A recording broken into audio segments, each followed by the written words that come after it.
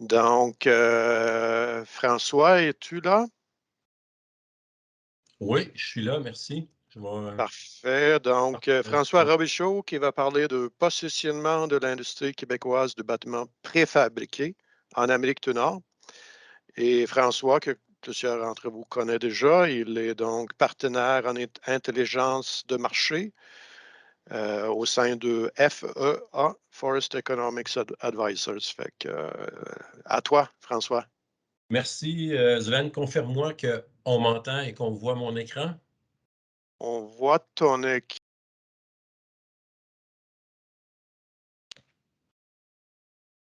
François, on voit ton écran et on te voit toi, ta présentation aussi. Bon, c'est super. Donc, bienvenue. Merci pour l'invitation à parler de ce projet qu'on a réalisé donc au cours des 2 dernières années. Projet qui est instigé par le QWeb, le ministère de l'Économie et de l'Innovation et le Conseil de l'industrie forestière. J'aimerais ça commencer en vous disant que quand j'ai commencé à travailler chez Forintech en mai 2000, la première étude sur laquelle j'ai travaillé, ça s'appelait Assessment of the Canadian Prefabricated Industry. Ça fait 22 ans.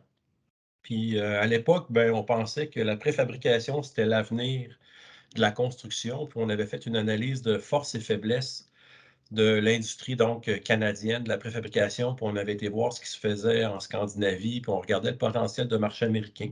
Et quand on a commencé cette étude-là, pour les forces, faiblesses, opportunités, menaces de l'industrie québécoise en 2020-2021, j'ai trouvé ça intéressant de voir le chemin parcouru depuis ce temps-là. C'est un peu comme si la préfabrication, c'est quand même une vieille idée, mais c'est comme si les astres aujourd'hui s'alignent davantage pour que ça fonctionne. C'est une étude qu'on a réalisée, FEA, donc avec mon collègue Samuel Guiplourde, qui devait donner la présentation aujourd'hui, mais qui a la COVID. Donc, je le remplace. On a fait ça aussi avec les gens de Deldegan-Massé, Bruno Deldegan et Mathieu, qui ont été partenaires du projet et j'aimerais donc souligner leur contribution à ce qui s'en vient. Donc, le MEI nous avait mis sur la piste une analyse force, faiblesse, opportunité et menace. Puis la méthodologie classique, là, ça ressemble beaucoup à ce que Mélanie a présenté ce matin. C'est on essaie de voir c'est quoi l'environnement interne dans l'industrie, l'environnement externe dans le marché, de voir c'est quoi les écarts. Puis après ça, de voir c'est quoi les pistes qu'on peut prendre. Avant de commencer, je vais vous parler un peu donc du contexte actuel de la préfabrication au Québec. Ben, en fait, ça c'est vrai au Québec et au Canada, là, la construction a changé, la construction résidentielle a changé. Là, on est dans un monde de construction multifamiliale de plus en plus. Puis ça, c'est un marché qui est plus naturel pour la construction préfabriquée. Puis aussi, il y a eu depuis les premières études qu'on a faites sur le sujet, là, les technologies ont beaucoup avancé. Donc, toutes les technologies associées au Building Information Modeling, la numérisation, la conception assistée. Et puis, n'importe qui s'intéresse à la préfabrication va vous dire que pour que la préfabrication fonctionne vraiment, il faut que la conception soit extrêmement avancée puis qu'on puisse dessiner les bâtiments de façon détaillée assez tôt dans le projet.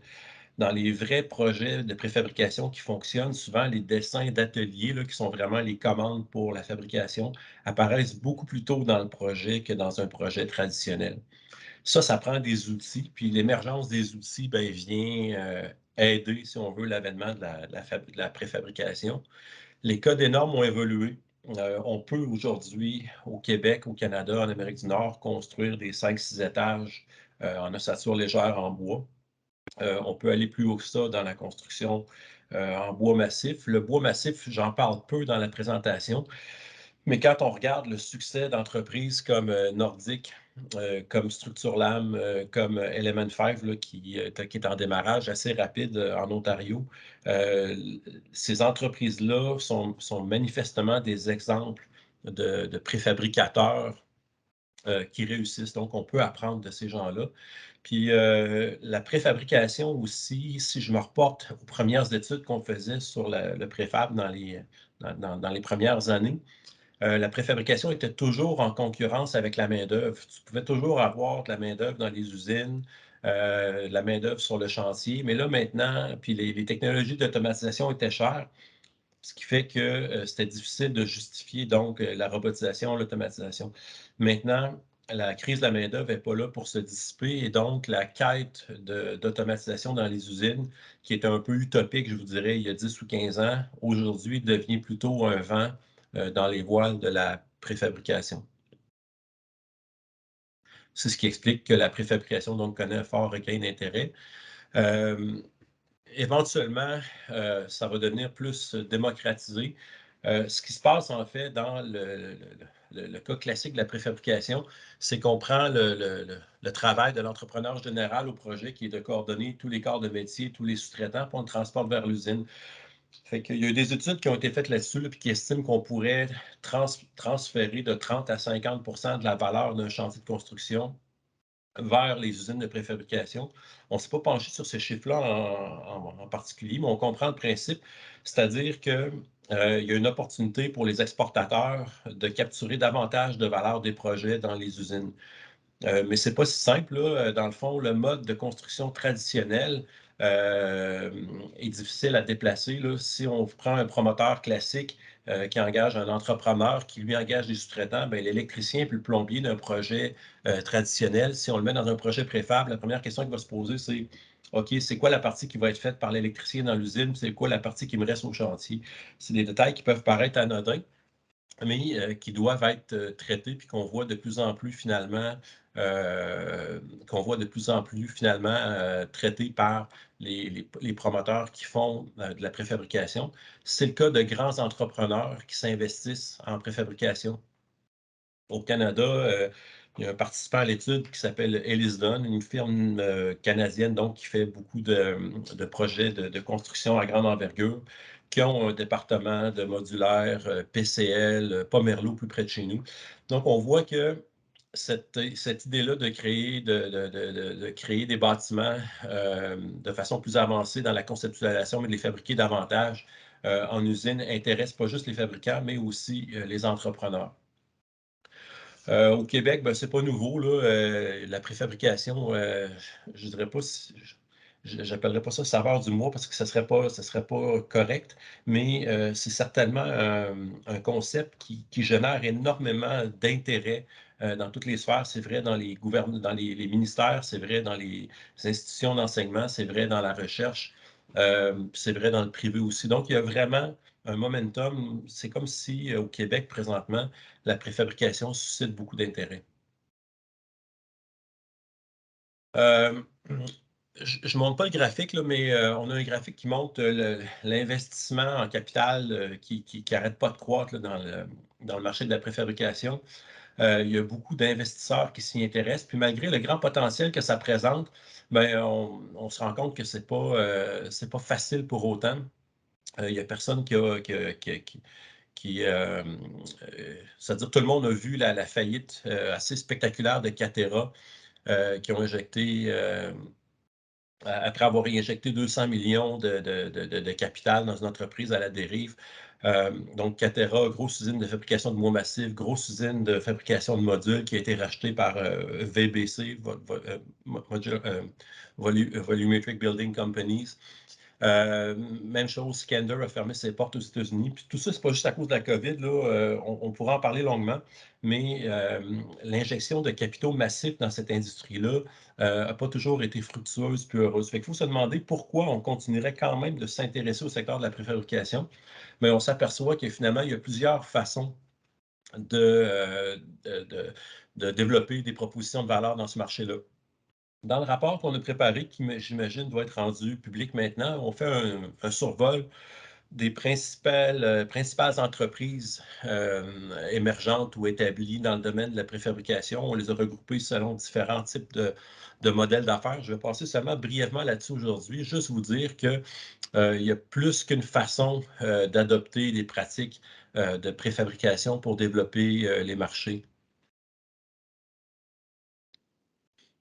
Un des points qui nous est apparu aussi dans l'étude qu'on a faite, c'est que les données de marché sur la préfabrication, donc, ne sont pas très bien connues. On a essayé par plusieurs sources. Là, nous, on travaille beaucoup avec Dodge aux États-Unis. On travaille avec l'ancienne Association des constructeurs américains qui s'appelle maintenant Earl Home Innovation Research Labs. Pour trouver des données. Puis finalement, ce qu'on s'aperçoit, c'est qu'on n'est pas riche, surtout au Québec et en Ontario, sur les données de part de marché. Fait que si on veut mesurer la progression de la préfabrication, bien, ça va être important éventuellement de s'intéresser davantage à l'intelligence de marché. Ce qu'on sait pour l'instant, c'est que dans le marché principal qui s'offre à l'industrie québécoise, donc le nord-est des États-Unis, c'est un marché qui est surtout tourné vers les panneaux. Donc, dans la construction unifamiliale, il y a 4 à 15 des maisons, des fois un peu plus, dépendamment des années, qui utilisent des panneaux préfabriqués. Puis dans le multifamilial, ça va être 22 à 25 Puis pourquoi le Nord-Est? Là? Bien, pour ceux qui ont suivi un peu le développement de la stratégie Vision 2030 initiée à l'époque par la SHQ, puis pour laquelle, quand j'étais chez FP Innovation, on avait fait la première étude, c'est que pour des raisons évidentes, le marché du Nord-Est, c'est un marché bien sûr de proximité, mais on va le voir plus loin, c'est un marché de volume aussi pour la construction. Et donc, le marché du Nord-Est, c'est plus que 100 millions de mises en chantier par année, seulement et strictement à nos portes. Dans le marché non résidentiel aux États-Unis, je vais revenir là-dessus vers la fin de la présentation. On s'aperçoit que le marché pour les modules, donc la construction volumétrique, est marginal. Puis ça, c'est un point qui est important, c'est que on est tous des idéalistes de la préfabrication. On pense que c'est l'avenir. On pense qu'on a la technologie, qu'on a les gens, qu'on a la vision, donc de dire on va vendre des modules, puis des maisons, puis des constructions à l'étranger. C'est une excellente idée, puis c'est vrai de dire qu'il y a un potentiel. Mais quand on regarde le marché américain, présentement, dans la construction commerciale, c'est à peu près 4 dans le nord-est qui utilisent la construction volumétrique. Donc, c'est beau de dire qu'on veut exporter, mais dans le fond, il ne faut pas juste exporter, il faut prendre le marché dans son état actuel, qui est une très faible part de marché, puis transformer le marché pour l'améliorer à la hausse. Ce qui attend la préfabrication dans le marché, c'est la même chose qui attendait la construction bois en 2005. C'est-à-dire que quand on s'est doté au Québec d'une stratégie d'améliorer l'utilisation du bois en construction non résidentielle et commerciale, avec toutes sortes de mesures mises en place de Sécobois, charte d'utilisation du bois, politique d'exemplarité, tout ce que vous voulez, on a vraiment amélioré de façon significative et mesuré la part d'utilisation du bois dans la construction commerciale. Mais c'est la même chose pour la préfabrication. On part dans un marché où les parts de marché sont faibles. Fait que c'est pas juste de dire on va exporter, c'est aussi de dire il faut développer le marché en tant que tel. Donc, un regard à l'industrie québécoise de la préfabrication. On a fait avec un partenaire de QWeb une enquête chez les fabricants. Un sommaire de cette enquête-là, ça me donne un peu le portrait de l'industrie, puis il n'y a personne qui va avoir de surprise là-dedans. Au Québec, les préfabricateurs, j'exclus passablement l'industrie des composants structuraux, mais quand je parle de fabricants de maisons et de modules, l'offre est principalement destinée au marché résidentiel. Puis aussi, le marché domestique, on le sait, la demande, les mises en chantier au Québec atteignent des niveaux qui n'avaient pas été connus depuis 2004. Donc, le marché domestique est très fort. Fait que c'est difficile de justifier, dans le contexte actuel, beaucoup d'efforts pour développer les marchés étrangers. Ça ne sera pas toujours comme ça. Puis on pense que le développement donc, du marché domestique va servir de tremplin au marché étranger. Mais pour l'instant, on a une industrie qui fait quoi? Qui vend beaucoup de maisons et de modules dans le marché domestique.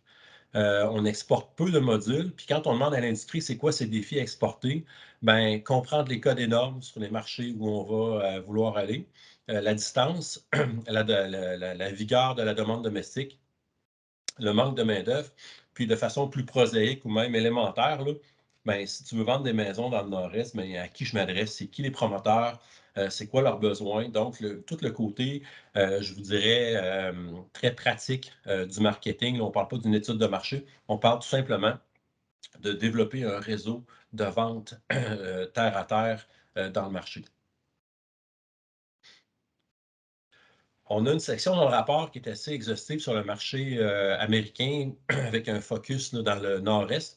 Encore ici, je vais y aller de façon brève. On a classifié les bâtiments donc dans le nord-est multifamiliales, les hôtels, le secteur éducatif, la santé, les bureaux et les commerces par surface de construction. On voit donc que la construction multifamiliale dépasse tous les autres segments réunis. C'est un segment d'une très grande importance.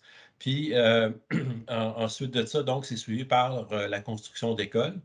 Puis on a essayé de voir aussi c'est quoi les critères qui font qu'un segment peut être intéressant pour la préfabrication. Puis quand on regarde les nouvelles entreprises, là, regardez, là, présentement, tout le monde a les yeux tournés vers une compagnie comme Autovol, par exemple. Ben, c'est quoi leur marché? C'est le multifamilial. La plupart des très grandes entreprises qui ont essayé de faire des constructions individuelles ne sont pas rendues là encore. Les modèles d'affaires finissent toujours, quand ils sont de façon significative, là, très capitalisés, par se tourner vers la construction multifamiliale, parce que c'est là qu'il peut y avoir, d'une part, du volume, puis d'autre part, de la répétabilité. Donc, les principaux marchés dans le Nord-Est à court terme, ce serait le multifamilial et les hôtels. Ça, c'est les données qu'on a obtenues du Modular Building Institute aux États-Unis. Ça, c'est le nombre de modules qui sont recensés. Là, la donnée n'est peut-être pas extrêmement précise, mais quand même qui se trompe de 5 ou 10 c'est pas grave.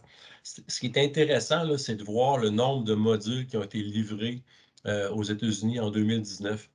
Quand je vous disais que la part de marché pour la construction volumétrique aux États-Unis est faible, ben on en a la preuve ici. Donc, c'est un marché qui est encore marginal, mais ce qui est intéressant, c'est que présentement, on voit, c'est la même chose, le parallèle avec le bois, tiens encore ici, c'est qu'on voit les architectes et les ingénieurs commencer à s'intéresser à la préfabrication. Pour donner le marché, je vous fais grâce des détails, mais en fait, le rapport présente un peu des données. Ce qu'on a essayé de faire ici, c'est que c'est beau de dire que le Nord-Est, c'est un grand marché et que la demande est importante. On a essayé de venir caractériser la demande. Donc, pour les bâtiments multifamiliaux, c'est 115 millions de pieds carrés en 2019 pour des investissements de 30 milliards qu'on répartit donc par État avec des surfaces moyennes et des nombres d'étages. Donc, ça donne un peu un portrait du type de bâtiments qui sont disponibles et qui sont construits dans les marchés ciblés. On a fait la même chose pour les hôtels et les motels en termes de classe d'étage. C'est un marché tout à fait naturel en passant pour la préfabrication parce que quand on pense à hôtels et motels, on pense souvent à un Marriott de 20 étages là, qui est comme celui qui a été construit par Polcom au centre-ville de New York. Là. Mais la réalité, c'est que c'est beaucoup plus des Super 8 en bordure d'autoroute, 1, 2 étages à tout casser, fait en ossature légère. De ça, il y a encore énormément de construction aux États-Unis dans le moment. Qu'est-ce qui fait que la préfabrication pourrait être davantage utilisée? On a parlé de la main-d'œuvre tantôt. Ben, c'est que quand on regarde la concurrence pour les solutions préfabriquées, la main-d'œuvre en est une importante. C'est-à-dire que quand il y a une main-d'œuvre qui est soit abondante ou soit abordable, ou les deux, ben, c'est difficile pour les systèmes préfabriqués de se faire valoir. Quand on a fait des entrevues, on a fait une trentaine dans le cadre du projet. Les gens vont vous dire, nous, on prend de la préfabrication, mais pas parce que c'est moins cher. C'est tout le temps 5 à 10 plus cher. Encore là, le parallèle avec la construction en bois massif tient. Ce n'est pas une question de prix, c'est une question d'autres avantages pour la préfabrication. Et donc, la concurrence ici, pour la main-d'œuvre, nous dit que le système va être plus concurrentiel quand la main-d'œuvre est chère. Puis où la main-d'œuvre est chère, puis où la demande est forte, c'est dans le Massachusetts, dans l'État de New York, puis dans l'État du New Jersey. Donc, on a fait une enquête auprès d'une trentaine de donneurs d'ordre, principalement des architectes, des entrepreneurs, des ingénieurs aux États-Unis et en Ontario. On a été aidé en ça par la firme America Trade Solutions, là, dont je voudrais remercier la contribution dans le projet. On avait un questionnaire en plusieurs sections. Il y en avait une, c'était, on demandait aux architectes, aux entrepreneurs, pourquoi utiliser la préfabrication. La vitesse s'est rendue super important. Présentement, avec la pénurie de produits d'ingénierie aux États-Unis, les délais de construction des chantiers n'ont pas arrêté d'augmenter. La vitesse de la construction sur les grands projets aussi est devenue de plus en plus importante.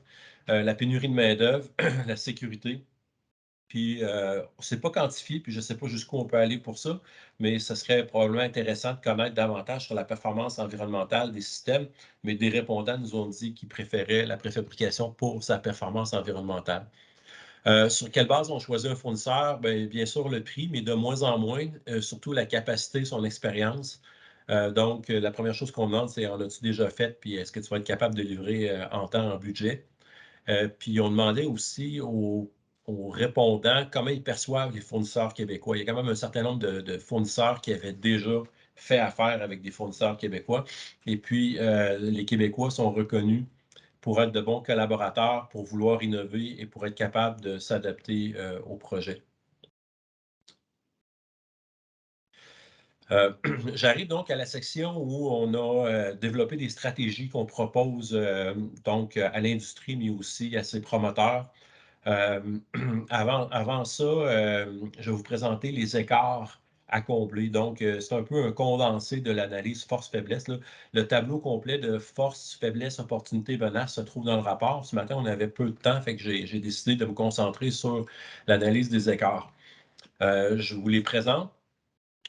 Il y en a un, le premier, c'est celui que j'ai parlé tantôt, c'est qu'on n'arrête pas de dire que le marché démontre un fort potentiel, c'est vrai, mais présentement, les parts de marché sont faibles. Fait que, je le répète, c'est pas tout de dire qu'on peut exporter beaucoup. On s'adresse à un marché qui a encore une grande courbe d'apprentissage à faire. Fait que ce soit au Québec, au Canada ou aux États-Unis, il faut aider le marché à gravir cette courbe-là pour adopter les solutions préfabriquées.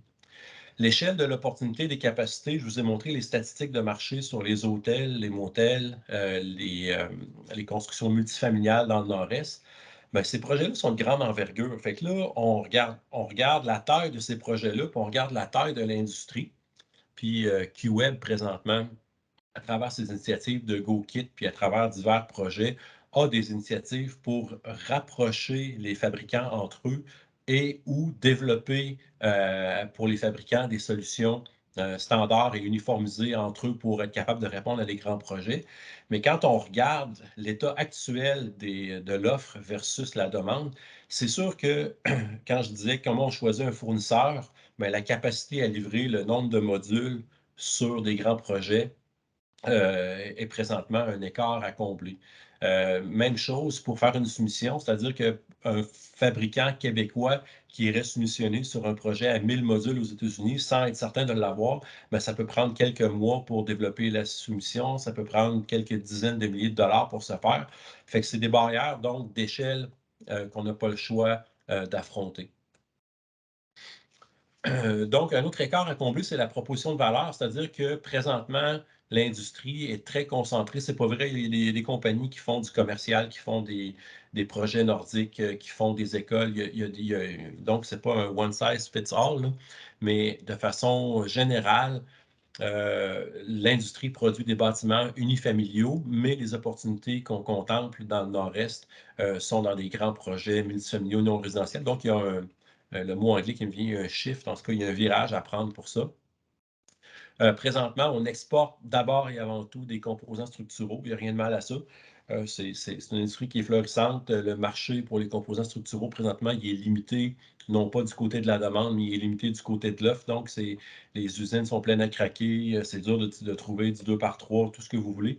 Mais donc, il y a un potentiel important pour le composant structural, mais dans le fond, l'offre en module aux États-Unis présentement est assez restreinte de la part du Québec. Les pratiques numériques, donc, ça c'est une citation que je tiens d'Alain Boulay, là, je n'ai pas le choix de le citer. Il a résumé ça mieux que quiconque. Dans le fond, si on veut que le préfab, ça marche, là, il faut que le bâtiment, on le dessine complètement à l'écran avant de le construire au chantier. Ça, s'il y a une phrase à retenir de la présentation d'aujourd'hui, c'est celle-là. Mais pour que ça arrive, ça prend un département technique, ça prend de l'ingénierie, ça prend de l'architecture. Puis je reviens à l'exemple des compagnies de bois massif. Bien, toutes les compagnies qui sont fructueuses dans le bois massif, prenez-les toutes, là, Art Massif, Element 5, Nordic Structure Lame, là, bien, la proportion de leur masse salariale qui est dévouée à la conception, au design, à l'ingénierie et au support technique aux clients, là, bien, je ne vous dirai pas le chiffre, mais c'est beaucoup. Fait que ce que je veux dire, c'est que pour que ça arrive dans l'industrie québécoise de la préfabrication, bien, les pratiques numériques, puis par extension de support à la conception, doivent être améliorées de façon significative. Fait que ce qui arrive aux stratégies à mettre en place, dis-je, dans le rapport, on en parle de façon plus exhaustive, mais on en a 7. La première, c'est une stratégie de formation. Je reviens à mon exemple de Secobois. Puis même chose avec, avec la chaire CIRSERB, avec le programme en sciences du bois à l'Université Laval. Si on prend les 25 dernières années au Québec en formation de bois, avec FormaBois notamment aussi pour la formation. Donc, si on prend toutes les initiatives de formation qui ont été mises en place au Québec dans les 25 dernières années, on peut voir qu'il y a un effet, puis qu'il y a une culture qui s'est développée, puis qu'une génération plus tard, les jeunes arrivent et sont capables de faire du bois. Bien, ce virage-là, ce qu'on dit dans notre rapport, c'est qu'il faut qu'il soit fait pour la préfabrication. Aller en architecture, aller en ingénierie civile. Je n'ai pas lu le cursus de toutes les cours, toutes les universités, là, mais je suis certain que des cours sur la conception préfabriquée, là, si on enlève les travaux de Carlo Carbone à Montréal, il y a très peu d'universitaires qui forment les jeunes et les futurs professionnels à la préfabrication. Donc, on pense qu'au niveau technique, qu'au niveau universitaire, il y a un besoin important de formation, puis que c'est par là que ça commence. Stratégie d'exemplarité, on veut exporter, mais en fait, il faudrait commencer à être bon chez nous. Il y a déjà eu des initiatives supportées notamment par la SHQ. On pense que ça en prend plus. Donc, essayons de stimuler les donneurs d'ouvrages publics à considérer et à utiliser davantage la préfabrication dans leurs projets de construction. Puis, pourquoi c'est important? C'est que la plupart du temps, quand on veut faire de la préfabrication, on part le projet de façon classique. On dessine le projet, puis une fois qu'il est dessiné, on va voir un préfabricateur qui prend les plans, puis qui est défait, puis qui refait tout pour qu'il rentre dans son usine. Mais là, avec une stratégie d'exemplarité, on peut se donner le lousse puis le temps pour impliquer les fabricants au début des projets, puis créer des solutions gagnantes. Le QWeb, présentement, même avec des projets impliquant des architectes, je pense à Bruno Verge qui a été impliqué là-dedans. Donc, tente de créer des opportunités pour des projets réels où on vient comprendre puis mettre en pratique les bénéfices de la préfabrication. Ce qui nous a fait dire, puis ça, c'est toujours gênant à faire dans un projet où on veut exporter, c'est qu'on s'est dit, bien, avant d'exporter, ça prend une stratégie de marché domestique. Si on est bon chez nous, on pourra exporter ensuite. Si on veut exporter, cependant, ben, ça prend plus d'intelligence de marché. C'est une des lacunes qu'on a observées dans notre rapport. Les connaissances sur les codes et normes pour les fabricants. Puis, éventuellement, il y a déjà de la promotion qui se fait aux États-Unis, mais il y a encore de la place pour en faire davantage.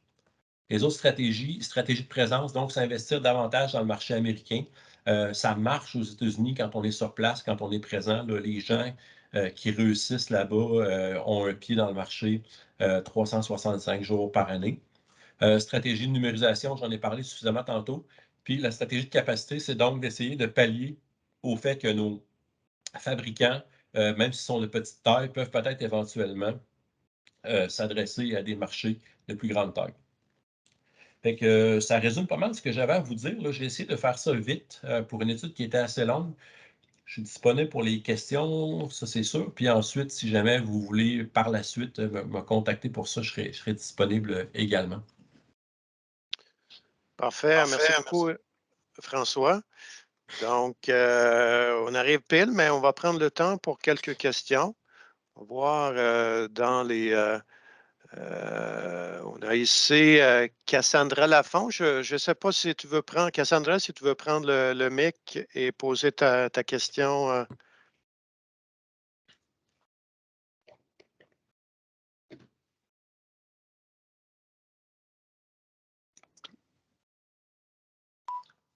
Ah, son micro n'est pas débloqué, Sven. Non, il faudrait lever la main pour qu'on puisse vous identifier facilement et vous débloquer le micro, s'il vous plaît. Dans ce cas, on va lire la question. Est-ce réaliste de prévoir une uniformisation des types de production entre panneaux et modulaires? Le mode de livraison hybride y serait associé. Avec l'automatisation des chaînes d'assemblage de panneaux, les compagnies de modules pourraient décider d'inclure ce type d'équipement pour augmenter la productivité de la fabrication des murs et conserver l'assemblage en module pour les projets. De notre côté, les fabricants de panneaux déjà automatisés pourraient développer la composante modulaire en considérant un espace d'assemblage suffisant. Oui, donc mon micro est débloqué. Bonjour François, puis je peux peut-être simplifier ma question parce que c'est un peu long à écrire, là. Ce que je veux mentionner, c'est plutôt la flexibilité de production. Donc, une fois qu'une chaîne de panneaux est automatisée en usine, là, par la suite, je comprends que ça prend de l'espace aussi pour faire l'assemblage en module, mais est-ce qu'on peut voir une tendance d'aller de ce côté-là?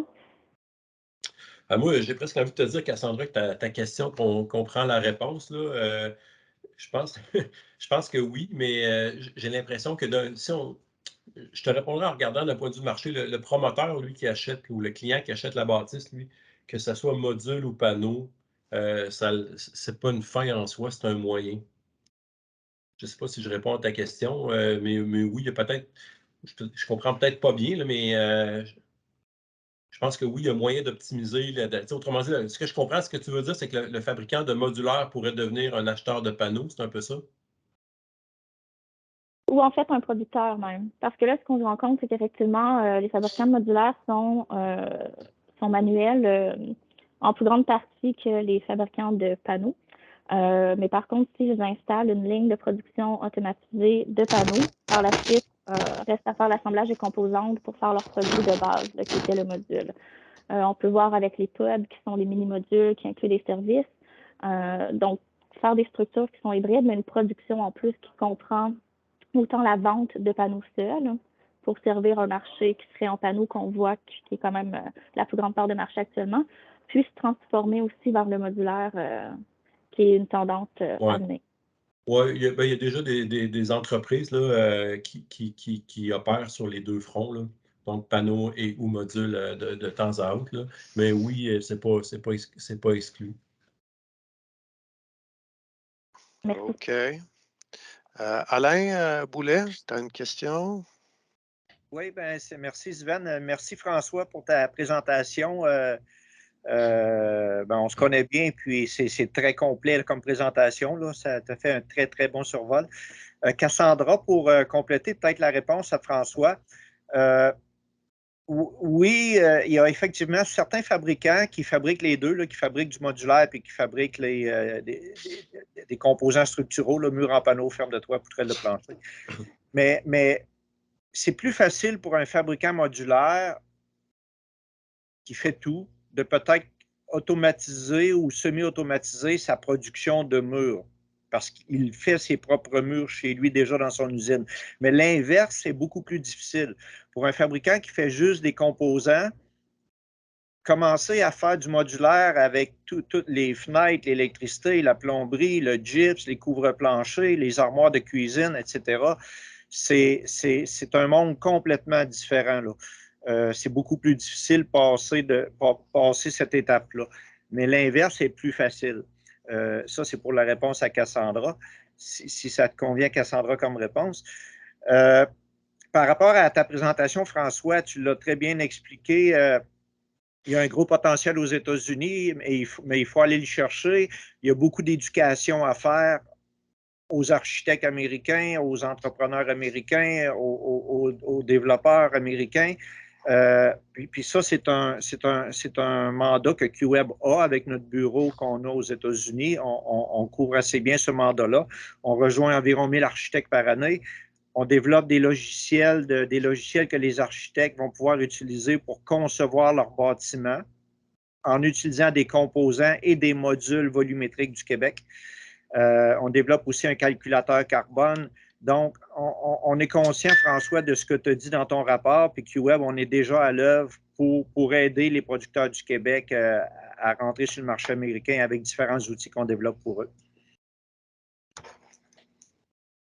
Merci. Très bien. Je vois Marc Vessina, c'est peut-être plus un commentaire. Bonne présentation, fort intéressant. Pour l'exemplarité, le MEI finance actuellement des projets pour la SQI et la SHQ et en discussion avec la CEPAC. Donc, Merci, Marc, pour ton commentaire. Comme ça, je ne vois pas d'autres questions. Puis je sais qu'on a. Donc, merci beaucoup, François.